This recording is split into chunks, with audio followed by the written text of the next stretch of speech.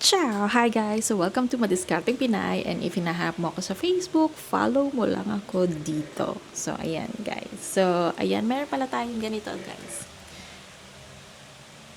So keychain siya. So ang tigas niya actually. Ang tigas niya talagang pag pinukpok ko masakit din to. So ayan guys, alay ko rin sa description box kung saan pwede nyo siyang mabili.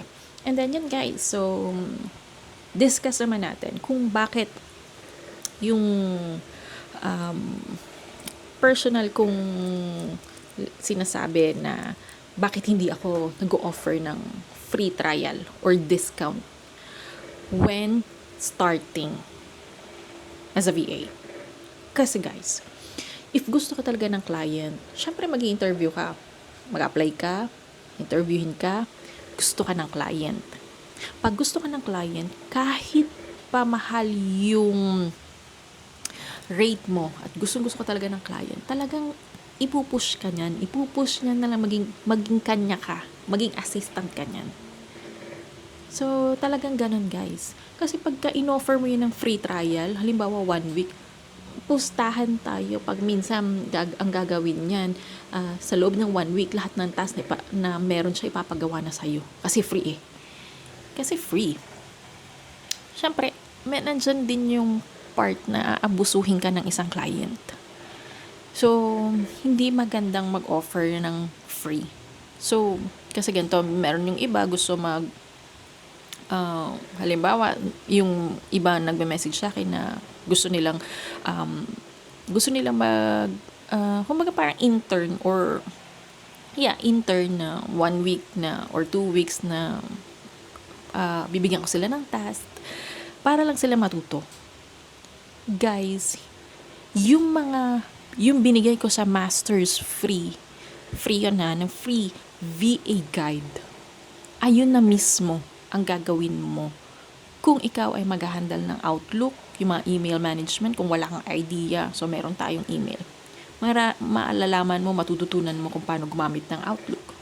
Meron doon mga tools na ginagamit, meron mga Trello na kung saan gamitin ng client at ng VA. So, meron din doon.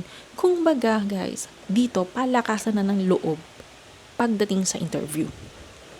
Kasi actually, guys, kung napanood niyo yung mga previous na video ko kung paano magbigay ang client, so, meron mga, di ba, may mga arrows, mga tagang document lang, and then meron mga video na kung saan susundan mo yung task.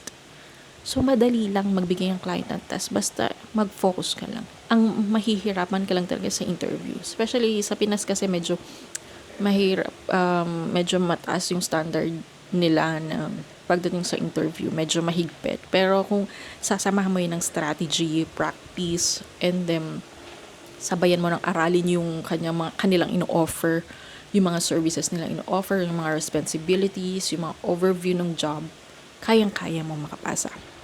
And then, so, balik tayo sa bakit hindi ako nag-offer. Yun nga, guys. Kasi meron mga client na abusado din.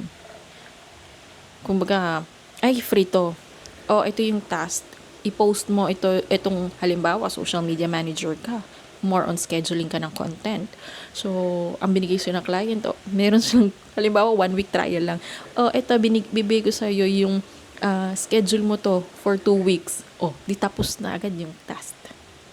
Tapos na agad. So, hindi na niya for 2 weeks or for 2 weeks or 3 weeks, hindi niya kailangan ng VA. Kasi meron akong nakuhang free. 'Di ba? So, syempre guys, kaya-kaya nyo naman maging VA. Kailangan nyo lang din ng consistent and willing kayong matuto.